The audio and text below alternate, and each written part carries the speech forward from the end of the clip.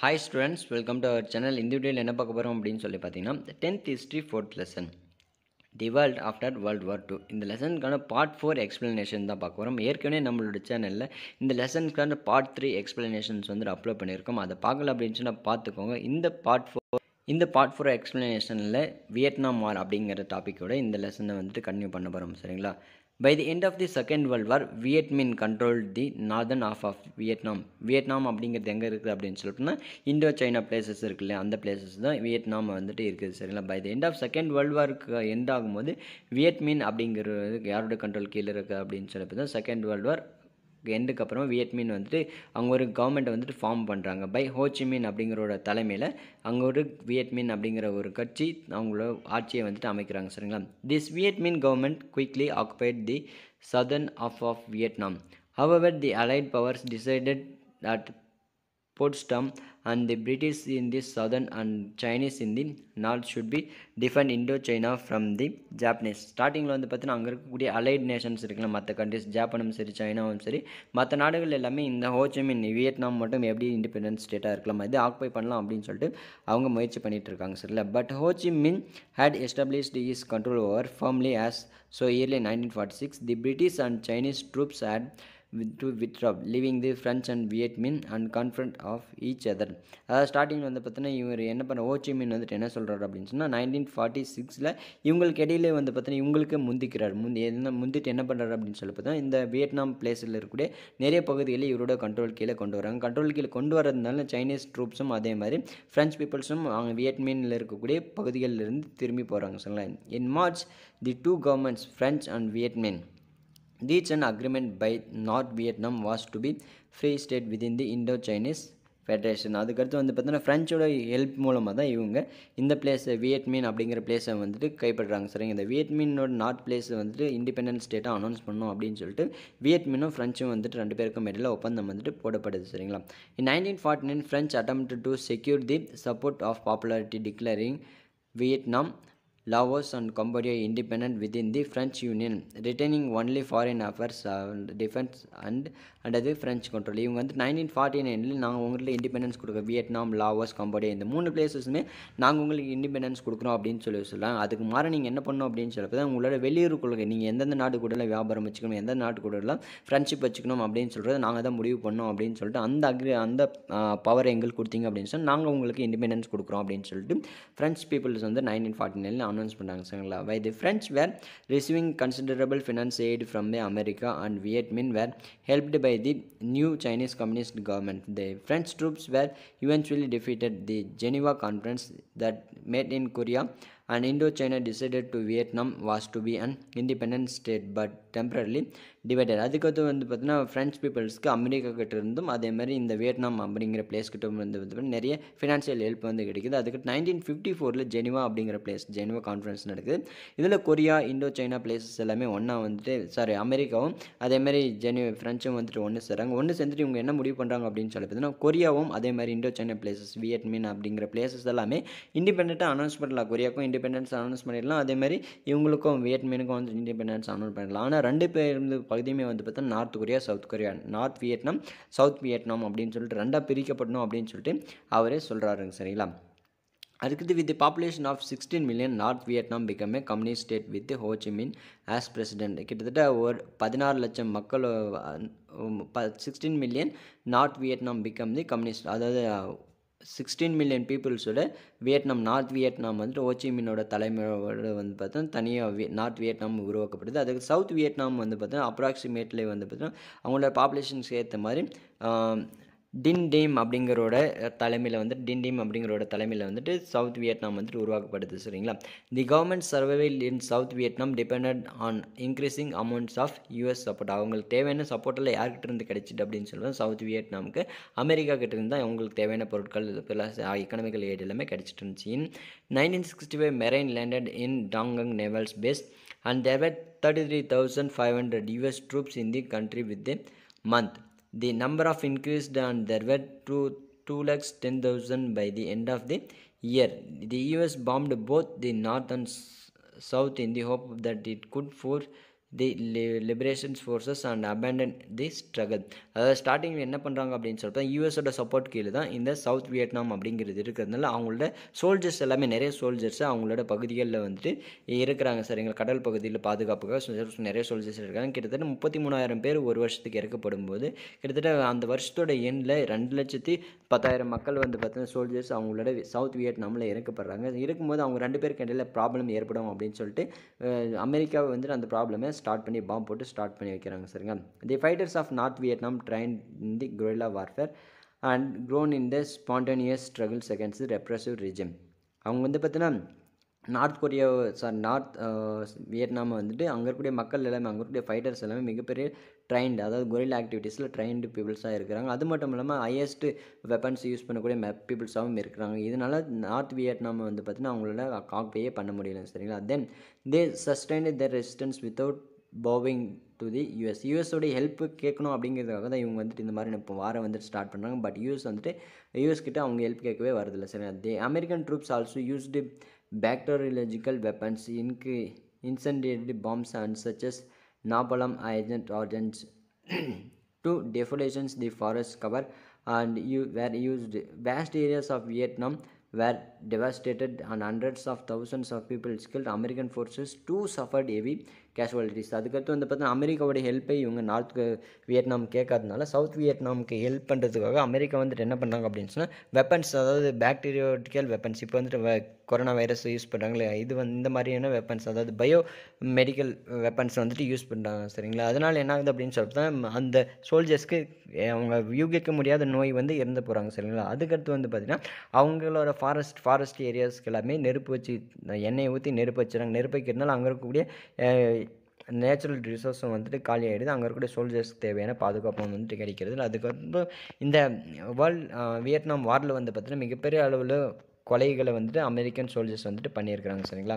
இன் இயரில் 1975 தி வார் took a decisive turn. The armies of North Vietnam and the National Liberation Front of South Vietnam swept across the country, routing the American supported troops of South Vietnam. South Vietnam 1975 வந்து பார்த்தீங்கன்னா இவங்க அமெரிக்காவோட help மூலமாக சக்ஸஸ்ஃபுல்லாக மிகப்பெரிய ஒரு கட்சியாக வந்துட்டு உருவாகுது. அதுக்கடுத்து by the 13 April 1975 all American troops had withdrawn and the capital of South Vietnam, Saigon, was liberated. North and South Vietnam were formally united as the country in 1976. அதுக்கடுத்து அமெரிக்காவோட ஹெல்ப் நீங்கள் எங்களுக்கு ஹெல்ப் பண்ண வேணாம் அப்படின்னு சொல்லி சவுத் வியட்நாம் வந்துட்டு சொல்லிடுறாங்க. அதை சவுத் வியட்நாம் சொன்னதுனால அமெரிக்கா அவங்களோட ட்ரூப்ஸை வந்துட்டு அவங்க பின்வாங்கிக்கிறாங்க. அதுக்கடுத்து சவுத் வியட்நாம் நார்த் வியட்நாம் ஒன்றா வந்துட்டு 1976 ஒன்றா சேர்ந்து சுதந்திரம் அடைகிறாங்க சரிங்களா. The city of Saigon was renamed Ho Chi Minh City after the great leader of the Vietnam peoples.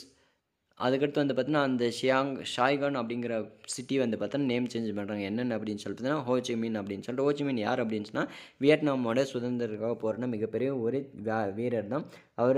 அவரோட ஞாபகமாக அந்த ஷாய்கான் அப்படிங்கிற சிட்டியை வந்துட்டு ஹோச்சிமின் அப்படின்னு சொல்லிட்டு நேம் சேஞ்ச் பண்ணுறாங்க சரிங்களா. அதுக்கடுத்து emergence of Vietnam as the united and independent nations was an historic event. A small country had succeeded in winning independence and unifications in the faces of the armed oppositions, the great powers of the world. அதுக்கடுத்து வந்து பார்த்தீங்கன்னா small country, அதாவது Vietnam அப்படிங்கிறது ஒரு குட்டி country தான். அந்த குட்டி கண்ட்ரியே வந்து பார்த்தீங்கன்னா இண்டிபெண்டன்ஸ் வாங்கிடுச்சு அப்படின்னு சொல்லுது. அதாவது வேர்ல்டு வைடாக இது ஒரு இம்பார்ட்டண்டான ஈவெண்ட்டாக பார்க்கப்படுது. The help given by Vietnam and socialist countries, the political support extended by the large number of Asian African countries and solidarity. அதுக்கடுத்து வந்து பார்த்தீங்கன்னா வியட்நாமில் நாங்கள் வந்துட்டு இந்த மாதிரி நாங்கள் 2 பேர் போட்டிட்டோம், பட் எங்களுக்கு எந்த ஒரு பலனும் கிடைக்கல அப்படின்னு சொல்லிட்டு நாங்கள் சுதந்திரம் அடைஞ்சிட்டு தான் எங்களுக்கு முக்கியமான ஒரு நோக்கமாக இருந்துச்சு அப்படின்னு சொல்கிறது. அந்த மாதிரியான தாட்ஸ் வந்து பார்த்தீங்கன்னா மக்களிடையே சவுத் ஈஸ்ட் ஏஷியாவில் ஸ்ப்ரெட் பண்ணி இவங்க வந்துட்டு முக்கியமான காரணமாக இருக்கிறாங்க. டுவர்ட்ஸ் யூரோப்பியன் வந்துட்டு எப்படி உருவாச்சு அப்படின்னு சொல்லி பார்ப்போம். The council of Europe. One of the momentous decisions taken in the post-World War II era was to integrate the states of Western Europe. In doing this, the European wanted. One is to prevent further European wars by the ending the rivalry between France and Germany. So second world war எண்டுக்கு அப்புறமா மிக முக்கியமான நோக்கமாக இருந்தது என்ன அப்படின்னு சொல்லிட்டு தான் யூரோப்பியன் கண்ட்ரிஸை வந்துட்டு யூரோப்பியன் ஸ்டேட்டாக வந்துட்டு உருவானதான், யூரோப்பியன் யூனியனாக உருவானதான் முக்கியமானதாக பார்க்கப்படுது. இதோட முக்கியமான நோக்கம் என்ன அப்படின்னு சொல்லி பார்த்தீங்கன்னா, ஃபர்தர் ஃப்ரான்ஸுக்கும் ஜெர்மனிக்கும் இடையில ப்ராப்ளம் எல்லாம் சால்வ் பண்ணி 2 பேரும் எல்லாரும் சமாதானம் ஆகி ஒரே நாடாக உருவாகிறது தான். Then to create and united Europe resisters the threat from Soviet Russia. Soviet ரஷ்யாவை எதிர்த்து போராடுறதுக்காக யூரோப்பில் இருக்கக்கூடிய எல்லா நாடுகளும் ஒன்றா சேர்த்து உருவாக்கணும் அப்படிங்கிறத இந்த யூரோப்பியன் உருவாக்குறதுக்கான முக்கியமான நோக்கமாக இருந்துச்சு. அதுக்கடுத்து to form a third force in the world wide countries counter balance இந்த strength of US and USSR. அமெரிக்காவுக்கும் அதே மாதிரி ரஷ்யாவுக்கும் எதிராக இருக்கக்கூடிய இன்னொரு அமைப்பாக நம்ம இருக்கணும் அப்படிங்கிறதாக உருவாக்கப்பட்டது தான் இந்த யூரோப் யூனியன்.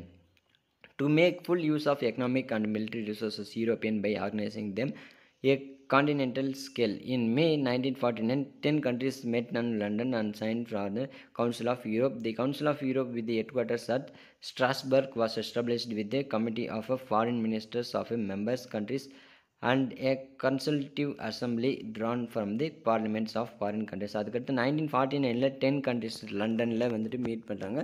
அந்த லண்டனில் மீட் பண்ணி அவங்களுக்குன்னு அக்ரிமெண்ட்டில் சைன் பண்ணும்போது என்ன பண்ணுறாங்க அப்படின்னு சொன்னால், அவங்களோட தலைநகராக ஸ்ட்ராஸ்பர்க் அப்படிங்கிறத வந்து தேர்ந்தெடுத்துட்டு நம்மளோட சுதந்திரத்துக்கு நம்மளோட யூரோப்பியன் உருவாக்கப்பட்டது அப்படின்னு சொல்லிட்டு அனௌன்ஸ் பண்ணுறாங்க. சரிங்களா? அதுக்கடுத்து European Coal and Steel community. இப்போ வந்துட்டு யூரோப்பியன் யூனியன் 10 நாடுகளும் ஒன்றா சேர்ந்துட்டாங்க. அவங்களோட ஆர்மியும் அதே மாதிரி அவங்களோட எக்கனாமிக்கல் க்ரோத்தும் அவங்ககிட்ட இருக்கக்கூடிய ரிசோர்ஸ்லாம் ஒன்றா யூஸ் பண்ணி நம்மளோட கண்ட்ரி டெவலப் பண்ணணும் அப்படிங்கிறது தான் இந்த யூரோப்பியன் யூனியனோட முக்கியமான நோக்கம். இதுக்காக நிறைய அமைப்புகள்லாம் உருவாக்கப்படுது. European Coal and Steel Community இதுக்கு எதுக்காக அப்படின்னு சொல்லிட்டு அங்கே இருக்கக்கூடிய கோல் அண்ட் ஸ்டீலை வந்து அவங்க முழுக்க பயன்படுத்தணும். எந்தெந்த பகுதிகளில் அதிகமாக கிடைக்குதோ அந்தந்த பகுதியில் இருக்கக்கூடிய இந்த வெல்த்தை வந்துட்டு மற்ற கண்ட்ரிகளுக்கும் ஷேர் பண்ணணும் அப்படிங்கிறதாக உருவாக்கப்பட்டு தான் இந்த European Coal and Steel community. சரிங்களா? அதுக்கடுத்து யூரோப்பியன் எக்கனாமிக் கம்யூனிட்டி வந்து எதுக்காக ஆரம்பிக்கப்பட்டது அப்படின்னு சொன்னால், அங்கே இருக்கக்கூடிய மக்களுக்கு தேவையான குட்ஸ் அண்ட் சர்வீசஸ், கேபிட்டல், அங்கே இருக்கக்கூடிய லேபர்ஸ், இவங்களுக்கு எல்லாம் தேவையான மக்களுக்கு தேவையான எக்கனாமிக்கல் ஹெல்ப்பும் அதே மாதிரி லோன்ஸ் கொடுக்கறது, நிறைய புது இண்டஸ்ட்ரீஸை டெவலப் பண்ணுறது, இந்த மாதிரியான ஆக்டிவிட்டீஸ்க்காக உருவாக்கப்பட்டு தான் இந்த ஆர்கனைசேஷன். அதுக்கடுத்து சிங்கிள் யூரோப்பியன் ஆக்ட் அப்படின்னு சொன்னால் என்னென்னா, தி single European act came into force on July 1, 1987. It significantly expanded the EEC's scope, giving the meeting of EPS as a legal basis. It also called for the more intensive coordinations of foreign policy among the member countries according to SEA. அதாவது SEA அப்படின்னு சொன்னோன்னா single European act அப்படின்னு சொல்லுவாங்க. அந்த நாட்டில் இருக்கக்கூடிய இந்த நாட்டில் யாரெல்லாம் மெம்பராக இருக்கணும் அந்த கண்ட்ரிஸ்க்கு எல்லாமே ஒரே ஒரு மணி சிஸ்டம் வந்துட்டு கொண்டு வராங்க. அதுதான் சிங்கிள் யூரோப்பியன் ஆக்ட் அப்படின்னு சொல்லி 1987 கொண்டு வராங்க. சரிங்களா? அதுக்கடுத்து யூரோப்பியன் யூனியன் என்ன அப்படின்னு சொல்லி பார்த்தோன்னா, the Maastricht Netherlands treaty signed on February 1992 to create in European Union the mandatory policy of common currency euro to replace national currencies managed the common monetary institutions were subsequently planned and implemented. இப்போ வந்து பார்த்தா நம்மளோட இந்தியாவுக்கு அப்படின்னு சொல்லிட்டு ஒரு currency இருக்குல்ல, நம்மளோட இந்தியாவில் இருக்கக்கூடிய ஸ்டேட்ஸ் எல்லா ஸ்டேட்டுக்குமே தமிழ்நாடு, கேரளா, ஆந்திரா எல்லா ஸ்டேட்டுக்குமே வந்து பார்த்தா நம்மளோட இந்தியன் கரன்சி வந்துட்டு செல்லும் இல்லையா? அந்த மாதிரி யூரோப்பியன் யூனியனில் 28 கண்ட்ரிஸ் இருக்கிறாங்க. அந்த யூரோப்பியன் யூனியனில் இருக்கக்கூடிய 28 கண்ட்ரிஸ்க்கும் ஒன்றா செல்லக்கூடிய ஒரு மணி சிஸ்டம் வந்துட்டு கொண்டு வராங்க. அந்த மணி சிஸ்டத்துக்காக தான் 1992 வந்துட்டு அக்ரிமெண்ட் செய்யணுது. அந்த அக்ரிமெண்ட் மூலமாக அவங்களுக்கான கரன்சியாக யூரோ வந்துட்டு அனௌன்ஸ் பண்ணப்படுது. சரிங்களா? அதுக்கடுத்து fall of Berlin wall and end of the cold war era. Berlin wall அப்படிங்கிறது வந்து தகர்க்கப்படுது. அந்த பெர்லின் வால் எங்கே இருக்குது? இந்த வால் தகர்க்கப்பட்டதுக்கு அப்புறமா அமெரிக்காவுக்கும் ரஷ்யாவுக்கும் இடையில் இருக்கக்கூடிய கோல்டு வார் வந்துட்டு முடிவுக்கு வருது. சரிங்களா? அதை பற்றின ஃபுல் டீட்டெயில்ஸ் பார்ப்போம். The divisions of Germany into West and Federal Republic of Germany and East German Democratic Republic led to the glaring differences in living standards. அதுக்கடுத்து வந்து பார்த்தீங்கன்னா இப்போ செகண்ட் வேர்ல்டு வாரோட எண்டுக்கு அப்புறமா ஜெர்மனி வந்துட்டு ரெண்டாக பிரிக்கிறாங்க. ஃபர்ஸ்ட் வந்து பார்த்தீங்கன்னா ஃபெடரல் ரிப்பப்ளிக் ஆஃப் ஜெர்மனி அப்படின்னு சொல்லிட்டு, ஈஸ்ட் பகுதி வந்து பார்த்தீங்கன்னா ஜெர்மன் டெமோக்ராட்டிக் ரிப்பப்ளிக் அப்படின்னு சொல்லிட்டு ரெண்டாக வந்துட்டு பிரிக்கப்படுது. அங்கே இருக்கக்கூடிய மக்களோட வாழ்க்கை தரம், அவங்களோட மக்களோட செயல்முறைகள் எல்லாமே வந்து பார்த்தீங்கன்னா தனித்தனியாக பிரிக்கப்படுது. West Berlin's economy become the prosperous thanks to the support of receiving West under the Marshall plan. அதுக்கடுத்து வந்து வெஸ்ட்டில் இருக்கக்கூடிய அமெரிக்கா வந்து வெஸ்ட்டில் இருக்கக்கூடிய ஜெர்மன் கண்ட்ரிஸ் வந்து என்ன பண்ணுறாங்க அப்படின்னு சொல்லி பார்த்தீங்கன்னா, அமெரிக்காவோட ஹெல்ப் இருக்கிறது மூலமாக அவங்க வந்துட்டு என்ன பண்ணுறாங்க, மிகப்பெரிய அளவில் பணக்கார நாடாக வந்துட்டு வளர்ந்துட்டே இருக்கிறாங்க. அங்கே வந்துட்டு நிறைய பேருக்கு வந்துட்டு வேலை வாய்ப்பு இருக்குது. அவங்களுக்கு நிறைய கடன் கிடைக்கிறதுனால அவங்களோட கண்ட்ரியை வந்து டெவலப் பண்ணுறாங்க. சரிங்களா? இன் contrast the USSR had little interest in developing the economic in East Berlin. Further, the people in East Berlin suffered from lack of democracy and freedom. Therefore, people East Berlin moved to West Berlin in large numbers. In West Berlin, on the other hand, there were a fear of Soviet could use military forces take west Berlin. அதாவது இங்கே வெஸ்ட்டில் இருக்கக்கூடிய மக்கள் எல்லாமே அமெரிக்காவோட help மூலமாக நிறைய பணக்காரர்களாக அதேமாதிரி நிறைய டெவலப் ஆகி வந்துட்டு இருக்காங்க. பட் ஈஸ்ட்டில் இருக்கக்கூடிய பெர்லின் பீப்புள்ஸ் எல்லாமே என்ன பண்ணுறாங்க அப்படின்னு சொல்லி பார்த்தீங்கன்னா, அங்கே இருக்கக்கூடிய மக்களுக்கு எந்த ஒரு ஹெல்ப்பும் கிடைக்கிறது, அதேமாதிரி அவங்களோட எக்கனாமிக்கல் க்ரோத்தும் இல்லாததுனால இங்கே இருக்கக்கூடிய அங்கே வேலை வாய்ப்பு கிடைக்கும், அதேமாதிரி அங்கே போனால் நம்ம பணக்காரம் ஆகிடலாம் அப்படிங்கிற நினைப்பில் இங்கே ஈஸ்ட் பெர்லினில் இருக்கக்கூடிய மக்கள் எல்லாமே வெஸ்ட் பெர்லினுக்கு போகிறாங்க. ஆனால் வெஸ்ட் பெர்லினில் இருக்கக்கூடிய மக்களுக்கெல்லாம் அதேமாதிரி அங்கே இருக்கக்கூடிய அமெரிக்காவுக்கும் என்ன ஒரு முக்கியமான சந்தேகமாக இருக்குது அப்படின்னு சொன்னால், ரஷ்யா வந்துட்டு அவங்களோட சோல்ஜர்ஸை இந்த மாதிரி சாதாரண மக்கள் வெளியில் அனுப்பி நம்மளோட ஆக்குபை பண்ண நினைக்கிறாங்களா அப்படின்னு சொல்லிட்டு ஒரு ப்ராப்ளம் வந்து ஒரு சந்தேகம் வந்துட்டு அவங்களுக்கு ஏற்படுது. சரிங்களா?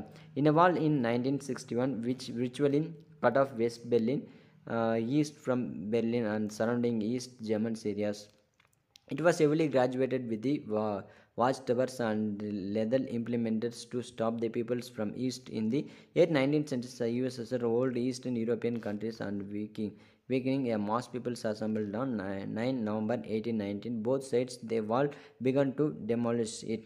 அதாவது ஸ்டார்டிங்கில் வந்து பார்த்தீங்கன்னா இவங்க ஈஸ்ட் ஜெர்மனியில் இருக்கக்கூடிய பெர்லினில் இருந்து வெஸ்ட் பெர்லினுக்கு போகிறதுக்கான மக்களை தடுக்கணும் அப்படிங்கிறதுக்காக அந்த பெர்லினில் வந்து பார்த்தீங்கன்னா ஒரு மிகப்பெரிய ஒரு தடுப்பு சுவர் வந்துட்டு கட்டப்படுது. இது ஒரு நாட்டிலேருந்து இந்த ஈஸ்ட் பெர்லின்லேருந்து வெஸ்ட் பெர்லினுக்கு போகக்கூடிய மக்களை வந்துட்டு தடுக்குது. இதை எதிர்க்கிறதுக்காக 1961 வந்து பார்த்தீங்கன்னா இந்த வால் வந்துட்டு கட்டப்படுது. அதுக்கடுத்து 1989 வந்து பார்த்தீங்கன்னா இங்கே இருக்கக்கூடிய மக்கள் ரெண்டு சைடும் வந்து பார்த்தீங்கன்னா ரெண்டு சைடும் மக்களை வந்துட்டு செய்கிறாங்க. பெர்லினில் இருக்கக்கூடிய மக்கள், ஈஸ்ட் பெர்லினில் இருக்கக்கூடிய மக்களும், அது வெஸ்ட் பெர்லினில் இருக்கக்கூடிய மக்களும் ரெண்டு பேரும் ஒன்றா சேர்ந்து பார்த்தீங்கன்னா அந்த வாலை வந்துட்டு பார்த்தீங்கன்னா அடித்து நொறுக்கிறாங்க. அடித்து நொறுக்கிறது மூலமாக இந்த Germany was officially reunited in 3rd October 1919.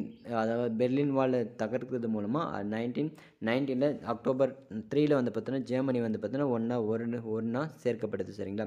It was symbolic boundary between the communism and capitalism with the fall of the Berlin wall followed by the collapse the Soviet Union and the Cold War era came to end. அதுக்கடுத்து வந்து பார்த்தீங்கன்னா இந்த Berlin ஒரு communism, America வந்துட்டு கேபிட்டலிஸ்ட்டை follow பண்ணக்கூடிய country, அதே மாதிரி Russia வந்துட்டு கம்யூனிஸ்ட்டை ஃபாலோ பண்ணக்கூடிய கண்ட்ரி. கம்யூனிஸ்ட்டுக்கும் கேபிட்டலிஸ்ட்டுக்கும் இருக்கக்கூடிய மிகப்பெரிய ஒரு பிரச்சனையை வந்து முடிவு கொண்டு வந்த ஒரு விஷயமா இந்த பெர்லின் வால் வந்துட்டு பார்க்கப்படுது. சரிங்களா? பெர்லின் வால் வந்துட்டு உடைச்சது மூலமாக ஜெர்மனி வந்துட்டு மறுபடியும் ஒன்றா சேருது. தென் டிஸ்இன்டகிரேஷன் ஆஃப் சோவியத் யூனியன் வந்துட்டு எப்படி பிரிஞ்சுது அப்படின்னு சொல்லி பார்ப்போம்.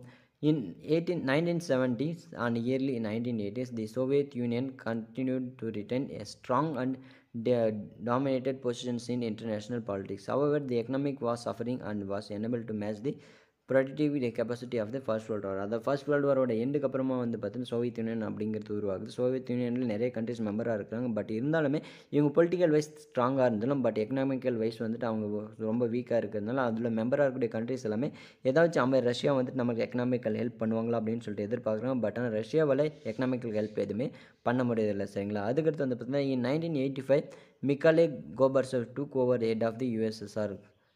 Gorbachev spoke about the need of opponents, Glasnost and reforms, Perestroika, but the commitment to the reform apart from the opposition within the ruling Communist Party did not match the resources. அதாவது ஸ்டார்டிங்கில் வந்து கோர்பேசோவ் அப்படிங்கிறவர் வந்து பார்த்தீங்கன்னா 1985 இந்த யூஎஸ்எஸ்ஆர்லேருந்து தனியாக பிரிஞ்சு போயிட்டு நீங்கள் வந்து பார்த்தீங்கன்னா எங்களுக்கு ஹெல்ப் பண்ணும் அப்படின்னு சொல்லி கேட்குறாரு. பட் இது யூஎஸோட முக்கியமான நோக்கம் என்ன அப்படின்னு சொல்லிட்டு கம்யூனிஸ்ட்டை ஃபாலோ பண்ணணும் அப்படிங்கிறது தான். இது கம்யூனிஸ்டத்துக்கு எதிராக பேசுனதுனால அவர் வந்து பார்த்தீங்கன்னா இந்த யூஎஸ்எஸ்ஆர் அமைப்புகள்லேருந்து வெளியே போகிறார். சரிங்களா? In the middle of 1980s, about the 1/3 of the total GDP was going to the military. In order to maintain the parity with the US and the contestants of the President Regimenets was started program, it became necessary for the Soviet Union to allocate more funds to the military, and the increasing military budgets further strained the Soviet economy. அதுக்கடுத்து வந்து பார்த்தீங்கன்னா இங்கே இருக்கிற Soviet யூனியனை வந்து பார்த்தா ரெண்டாக வந்துட்டு பிரிக்கிறாங்க. அவங்களுக்கு வரக்கூடிய ஜிடிபி மொத்த உள்நாட்டு உற்பத்தியும் வந்து பார்த்தீங்கன்னா பெரும்பாலான பகுதி அவங்களோட மிலிட்ரி ஸ்ட்ராங் பண்ணுறதுக்காக போகுது. இதெல்லாம் அவங்க இருக்கிற சோவியத் யூனியனில் இருக்கக்கூடிய எந்த ஒரு கண்ட்ரிக்கும் டெவலப்மெண்ட் ஏற்படுறதில்லை. சரிங்களா? அதுக்கடுத்து வந்து பார்த்தீங்கன்னா the year 1980 saw the first mass protest in Armenia and the Baltic states. Baltic ஸ்டேட்ஸில் வந்து பார்த்தீங்கன்னா மிகப்பெரிய அளவில் ஒரு போராட்டம் வந்துட்டு வெடிக்கப்படுது. இந்த போராட்டத்தின் விளைவாக தான் 1989 வந்து பார்த்தீங்கன்னா இந்த பெர்லின் வால் வந்துட்டு தகரப்படுது. பெர்லின் வால் தகரப்பட்டதுக்கப்புறமா 1991 என்ன ஆகுது அப்படின்னு சொல்லி பார்த்தீங்கன்னா but the on each occasions was interrupted by the massive miners. அங்கே இருக்கக்கூடிய மைனர்ஸ் அப்படின்னு சொன்னால் சுரங்க தொழில் செய்யக்கூடிய மக்கள் வந்து பார்த்தீங்கன்னா கோர்பச்சேவோட சப்போர்ட் மூலமாக மிகப்பெரிய ஒரு போராட்டத்தை ஆரம்பிக்கிறாங்க. இந்த போராட்டம் மூலமாக வந்து பார்த்தீங்கன்னா 1991 இந்த யூரோப் யூனியன் யுஎஸ்எஸ்ஆர் அப்படிங்கிறது வந்து பார்த்தீங்கன்னா முடிவுக்கு கொண்டு வரப்படுது. சரிங்களா. The East European communist states under the Soviet umbrella were also in a deep economic and social crisis. Gorbachev's decisions and lose the Soviet control on countries Eastern Europe created an independent democratic momentum. East European பகுதிகளில் வந்து பார்த்தா பெரும்பாலான பகுதியில் கோர்சவோட தலைமையில் மூலமாக வந்து பார்த்தீங்கன்னா நிறைய நாடுகள் வந்து அவன் ரஷ்யாக்கிட்டேருந்து சுதந்திரமாகிக்கிறாங்க. சுதந்திரமாகிறதுனால ரஷ்யாவை வந்து இவ்வளோ பெரிய நாடுகள் நாடாக இருந்துட்டு அவங்க சுதந்திரமாகிறது தடுக்க முடியல அப்படிங்கிற மாதிரியான தாட் வந்துட்டு அதோட மெம்பர் கண்ட்ரிஸ் கிட்டே ஸ்ப்ரெட் ஆக ஆரம்பிக்குது. இதனால் ரஷ்யா வந்து பார்த்தீங்கன்னா அவரோட பாப்புலாரிட்டி இழக்குது. சரிங்களா. அதுக்கடுத்து a wave of demonstrations that swept east led to the demolitions of Berlin Wall in 1989. 1989 ஜெர்மனியில் இருந்த மக்களை வந்து பார்த்தீங்கன்னா இந்த பெர்லின் வால் தகர்க்கிறதுக்கு முக்கியமான ஒரு நோக்கமாக இருந்துட்டு இருந்துச்சு. சரிங்களா. அதுக்கடுத்து subsequent to the regimes in Czechoslovakia followed by Bulgaria fell. An attempt by the Romanians Nicolas Causes to the resist the wave of changing by shooting the demonstrators ended in execution firing squad December 1989 வந்து பார்த்தீங்கன்னா இந்த Berlin வாலை தகர்க்கிறதுக்கு முயற்சிக்கக்கூடிய மக்கள் எல்லாம் என்ன பண்ணுறாங்க அப்படின்னு சொல்லி அந்த வாலை யாரெல்லாம் தகர்க்காங்களோ அவங்களெல்லாம் சுட்டுக்கொள்ளணும் அப்படின்னு சொல்லிட்டு சோவியத் ரஷ்யா அனௌன்ஸ் பண்ணதால் சோவியத் ரஷ்யாவோட மெம்பர்ஸாக இருக்கக்கூடிய நாடுகளுக்கு இடையிலே வந்து பார்த்தீங்கன்னா மிகப்பெரிய ஒரு குழப்பம் ஏற்படுது. என்ன இவ்வளோ கொடூரமாக நடந்துக்கிறாங்க அப்படின்னு சொல்லிட்டு இதனால் வந்து பார்த்தீங்கன்னா சோவியத் யூனியனில் இருக்கக்கூடிய மக்களுக்கு இடையிலே அதாவது சோவியத் யூனியனில் மெம்பராக இருக்கக்கூடிய கண்ட்ரிஸ்க்கு இடையில் வந்துட்டு ஒரு குழப்பமான சூழ்நிலை ஏற்படுது. சரிங்களா. Then Gorbachev made a last attempt to take a hard line against the disturbances only to be challenged by the second great miners' strike in 1991. Huge demonstrations in Moscow அப்படிங்கிற ரஷ்யாவோட தலைநகர். அந்த ரஷ்யாவோட தலைநகரில் அங்கே இருக்கக்கூடிய சுரங்க தொழிலாளர்கள் செய்யக்கூடிய விவசாயிகளை சுரங்க தொழிலாளர்கள் செய்யக்கூடிய தொழிலாளர்களை வச்சு கோர்பச்சேவ் அப்படிங்கிற வந்து பார்த்தீங்கன்னா மிகப்பெரிய ஒரு போராட்டத்தை வந்துட்டு ஏற்படுத்துகிற 1991. In response to conservative forces his government attempt to take hard line without Gorbachev. They used troops in Moscow stage coup in the held Gorbachev under the house arrest. Other military units refused to back them, and as a result the power fell into the hands of Boris Yeltsin and reformer backyard of by the west. அதுக்கடுத்து வந்து பார்த்தீங்கன்னா அங்கே இருக்கக்கூடிய இவர் கோர்சேவை வந்துட்டு விட்டுட்டே இருந்தால் இவர் வந்து மிகப்பெரிய பிரச்சனை பண்ணிகிட்டே இருப்பார் அப்படின்னு சொல்லிட்டு மாஸ்கோவில் அவரை பிடிச்சி அவரோட வீட்டில் வந்து பார்த்தீங்கன்னா ஹவுஸ் அரெஸ்ட் வந்து பண்ணி வைக்கிறாங்க. அவருக்கடுத்து வந்து பார்த்தீங்கன்னா அவருக்கு சப்போர்ட் நிறைய பேருக்கு இருந்தாலும் அவரை மாதிரி திங்க் பண்ணக்கூடிய ஒருத்தராக இருக்கக்கூடிய எல்ஸ்டின் அப்படிங்கிறவர் வந்து பார்த்தீங்கன்னா அவர் வந்து தலைவராக வந்து தேர்ந்தெடுக்கப்படுகிற சொன்னாங்க. இந்த mean time 3 Baltic states that formally left the Soviet union. அந்த ப்ராப்ளம்னால என்ன ஆகுது அப்படின்னு சொல்லிட்டு பால்டிக் பிளேஸில் இருக்கக்கூடிய கண்ட்ரிஸ் 3 கண்ட்ரிஸ் வந்து பார்த்தோன்னா இந்த சோவியத் யூனியன்லேருந்து பிரிஞ்சு போகிறாங்க. There were admitted to the UN independent countries. அதுக்கடுத்து வந்து பார்த்தோன்னா அமெரிக்கா யுனைடெட் நேஷன் ஆர்கனைசேஷன் இந்த சோவியத் யூனியன்லேருந்து பிரிஞ்சு வந்த நாடுகளை சுதந்திர நாடுகளை அறிவிக்கிறோம் அப்படின்னு சொல்லிட்டு அனௌன்ஸ் பண்ணிடுறாங்க. சரி, அந்த 3 நாடுகள் என்னது அப்படின்னு சொல்லி பார்த்தா ஈஸ்டோனியா, லாட்வியா அண்ட் லிதுனியா. இவங்க தான் சோவியத் யூனியன்லேருந்து பிரிஞ்சு வந்து ஃபஸ்ட் இண்டிபெண்டன்ஸ் வாங்கினவங்க. சரி, நவம்பர் 1991 11 ரிப்பப்ளிக்ஸ், அதாவது 11 ரிப்பப்ளிக்ஸ் வந்து பார்த்தீங்கன்னா இவங்களோட மெம்பர்ஸாக இருக்கிறாங்க. Ukraine, Georgia, Belarus, Armenia, Azerbaijan, Kazakhstan and Kyrgyzstan, Moldavia and Turkmenistan and Tajikistan, Uzbekistan. இவங்க எல்லாமே வந்து பார்த்தீங்கன்னா அவங்க சோவியத் யூனியன்லேருந்து நாங்கள் பிரிஞ்சு போகிறோம் அப்படின்னு சொல்லிட்டு அனௌன்ஸ் பண்ணாங்க. Instantly they declared they would establish a commonwealth of independent states. அதுக்கடுத்து வந்து பார்த்தீங்கன்னா அந்த நாடுகள் எல்லாம் ஒன்றா சேர்ந்து காமன்வெல்த் கண்ட்ரிஸ் அப்படின்னு சொல்லிட்டு அவங்கள அனௌன்ஸ் பண்ணிக்கிறாங்க. On December 25 Gorbachev announced the his resignation for 6 days of Soviet Union continued to exist only the name of the midnight. On 31 December 1991 was formally dissolved. USSR was no more. 1991 December 31 அன்னைக்கு அஃபிஷியலாக வந்து பார்த்தா Soviet union பிரிக்கப்பட்டது அப்படின்னு சொல்லிட்டு announce பண்ணப்பட்டுச்சு. இந்த லெசன்ஸ்க்கான explanation அவ்வளோதான் முடிஞ்சது. சரிங்க, இந்த லெசன் வந்துட்டு உங்களுக்கு ஸ்டோரி டைப்பில் வேணும் அப்படின்னு சொன்னால் நெக்ஸ்ட் வீடியோ வந்துட்டு அப்லோட் பண்ணணும். நெக்ஸ்ட் வீடியோ பார்த்திங்க அப்படின்னு சொன்னால் இந்த லெசன்ஸ்க்கான ஃபுல் டீட்டெயில்ஸும் ஒரு ஸ்டோரி டைப்பில் வந்துட்டு உங்களுக்கு வந்துட்டுருக்கும். இதே மாதிரி அப்டேட்ஸ் தெரிஞ்சுக்கணும் அப்படின்னு சொன்னால் நம்மளோட சேனலில் மறக்காமல் சப்ஸ்கிரைப் பண்ணிக்கோங்க. உங்களோட ஃப்ரெண்ட்ஸ்க்கு யாருக்காச்சும் இந்த வீடியோ தேவைப்படும் அப்படின்னு சொல்லி நினச்சிங்கன்னா அவங்களுக்கு இந்த வீடியோ ஷேர் பண்ணுங்கள். இது வரைக்கும் நம்மளோட சேனலை சப்ஸ்கிரைப் பண்ணல அப்படின்னு சொன்னால் சப்ஸ்கிரைப் பண்ணிக்கோங்க. இன்னொரு நாள் இன்னொரு வீடியோ உங்களை சந்திக்கிறேன். And then bye.